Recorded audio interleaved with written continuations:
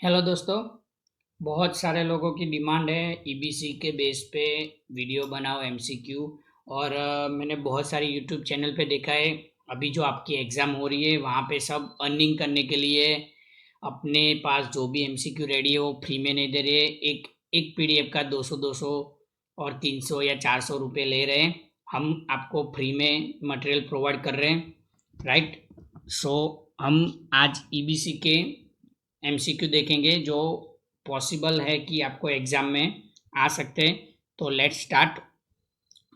पहला एमसीक्यू है कि कौन सा अंडरग्राउंड सर्विस कनेक्शन के लिए, जो हम सर्विस कनेक्शन करते हैं अंडरग्राउंड के लिए, उसके लिए कौन सा केबल यूज होता है।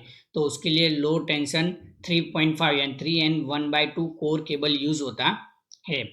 फिर आपको दूसरा क्वेश्चन दिया है कि कौन सी फॉर्मूला ऐसी है जो एलटी लाइन के पोल, जो डिस्ट्रीब्यूशन लाइन के पोल है उसमें कैलकुलेट करने के लिए, सपोज आपको 10 किलोमीटर की लेंथ दे दी है और उसमें कितने पोल लगेंगे और वो कौन काउंट करने के लिए कौन सा इक्वेशन है। तो ऑप्शन ए जो आपका आंसर है यहाँ पे बोल्ड किया है वो आपका आंसर है।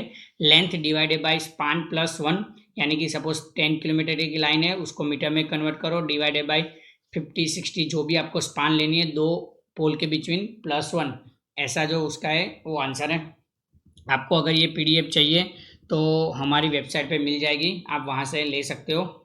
What should be the height of the roof pole, roof pole की हाइट क्या होती है, वो 5 मीटर से कम होती है। फिर नेक्स्ट क्वेश्चन में है जो मल्टीप्लिकेशन फैक्टर है, जो 11 केवी लाइन है उसमें मैक्सिमम करंट कैरिंग कैपेसिटी है, उसमें मल्टीप्लिकेशन फैक्टर कितना है, तो वो 0.9 है। फिर जो पोल केबल है कम्युनिकेशन लाइन का, वो पोल केबल मिनिमम क्लियरेंस कितना चाहिए, what should be the minimum clearance for laying of power cable near communication line, यानी कि जो कम्युनिकेशन लाइन है उसके नियर में जो पावर केबल की लेइंग करते हैं अपने डालते हैं उसके बीच में कितना मिनिमम क्लियरेंस होना चाहिए। तो हॉरिजॉन्टली 0.6 मीटर और वर्टिकली भी 0.6 मीटर आपको क्लियरेंस होना चाहिए। अब आगे के क्वेश्चन देखते हैं। तो यहाँ पे लिखा है कि अगर आपका एनर्जाइज लाइन हो जाता है, राइट है, कंपटीशन इरेक्शन हो जाता है 11 केवी लाइन का, सब हो जाता है, उसके बाद जो भी आपका है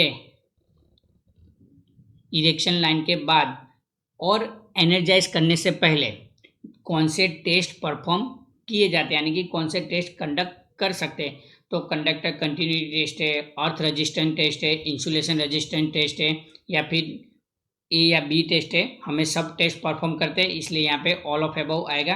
लेकिन एग्जाम में मुझे ऐसा लगता है कि ऐसा क्वेश्चन नहीं होगा, आपको ऑल ऑफ अबव या नन ऑफ दिस या फिर बोथ ऑफ, ऐसा सब आंसर आपके लेवल पे नहीं हो सकता मुझे ऐसा लगता है। तो आप ऐसा ट्राई करना कि जो भी आंसर परफेक्शन होता है वो क्वेश्चन एमसीक्यू प्रिपेयर करना।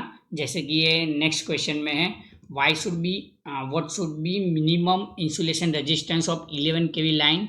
बराबर, जब भी वो हम टेस्ट करते हैं 1000 वोल्ट मेगर पे, तो उसका 11 केवी लाइन का जो मिनिमम रेजिस्टेंस 11 केवी लाइन है टेस्ट है 1000 वॉट मेगर आता है, वो कितना होना चाहिए, 50 केवी होना चाहिए। जो भी फॉर्मूला है अपनी determination of spacing of conductor, दो एल्यूमिनियम के कंडक्टर के बीच में हमें कितनी स्पेस रखनी है उसका कैलकुलेशन के लिए कौन सी फॉर्मूला है। तो यहाँ पे आंसर सी आएगा, √S या यानी स्पान प्लस वोल्टेज कितने डिवाइडेड बाय इनटू 50, राइट। अपना पोल है और स्टे वायर, आप सबको पता है पोल के बाजू में स्टे वायर होता है, वो दोनों के बीच में 30 डिग्री का एंगल होता है, right. what should be spacing between two conductor if working voltage is 11 kV, अगर 11 kV वोल्टेज है तो आपका दोनों कंडक्टर के बीच में स्पेसिंग कितना रहेगा, 101 mm। कभी कभी 100 mm भी आपका आंसर में दे सकते हैं, तो आपको 100 या 101 या 1025 लिख सकते हैं। अब यहाँ पे लिखा है कि क्रॉस सेक्शनल, नेक्स्ट क्वेश्चन में मिनिमम क्रॉस सेक्शनल एरिया क्या होता है कंडक्टर का जो हम पावर वायरिंग में यूज़ करते हैं। अगर जो एल्यूमिनियम है तो 2.5 mm 2 को, और अगर कॉपर है तो 1.252 कोर चाहिए रिस्पेक्टिवली, यानी कि ये उसका आंसर है।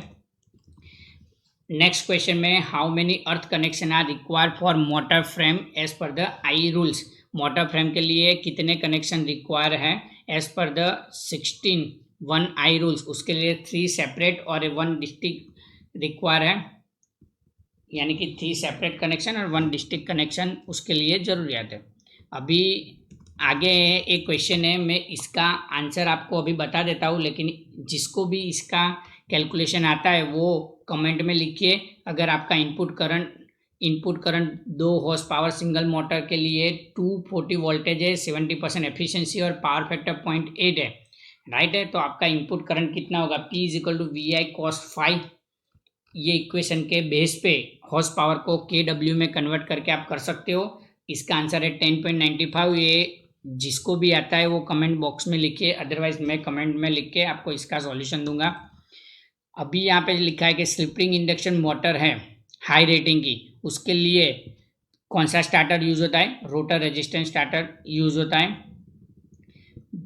फिर ये नेक्स्ट क्वेश्चन है, अगर आपका केबल कॉपर का बना हुआ हो और 10 horse power 500 volt DC motor के लिए यूज़ करना है, तो उसके लिए साइज़ कौन सी है, तो 7/0.9157 ये केबल यूज़ होता है आपका, राइट। अभी यूटिलाइजेशन फैक्टर है इनडायरेक्ट लाइटिंग स्कीम के लिए, आप इल्यूमिनेशन पढ़े होगे, उसमें यूटिलाइजेशन फैक्टर पढ़े होगे, लेकिन इनडायरेक्ट लाइटिंग स्कीम है, इनडायरेक्ट लाइटिंग स्कीम के लिए यूटिलाइजेशन फैक्टर 0.1 से लेके 0.25 होता है। Which method is use for lighting calculation, lighting calculation के लिए हम कौन सी मेथड यूज करते हैं, ल्यूमेंस या पॉइंट टू पॉइंट मेथड या वॉट पर स्क्वायर मेथड, हम सब मेथड का यूज कर सकते हैं, कितनी एक्यूरेसी है उस पर डिपेंड है। Normal life of fluorescent lamp की नॉर्मल लाइफ 75,000 आवर रहती है। आप यहाँ पे ध्यान देना, इल्यूमिनेशन के बहुत सारे क्वेश्चन आ सकते हैं, आपको प्रिपरेशन बहुत अच्छी तरह से करनी है, सभी डेफिनेशन को अच्छी तरह से समझना है, तो आप एग्जाम में आंसर लिख पाओगे। अब जो बलास्ट है, रेजिस्टेंस कनेक्ट होता है चौक के साथ, वो सीरीज में होता है या पैरेलल में होता है, ballast resistance connect with the choke, वो ऑलवेज सीरीज में होता है, इसलिए आंसर आपका रहेगा B. Which lamp is use for outdoor which lamp is use for outdoor illumination of building और एयरपोर्ट रनवे और बिल्डिंग के आउटडोर में कौन सा लैम्प यूज होता है, हेलोजन है या फिर सोडियम, बहुत सारे लिखे हैं, उसमें से हेलोजन लैम्प यूज होता है।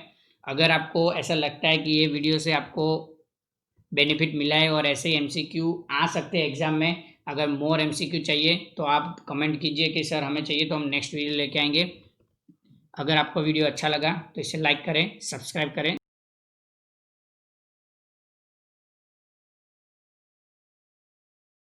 शेयर करें। Thank you for watching this.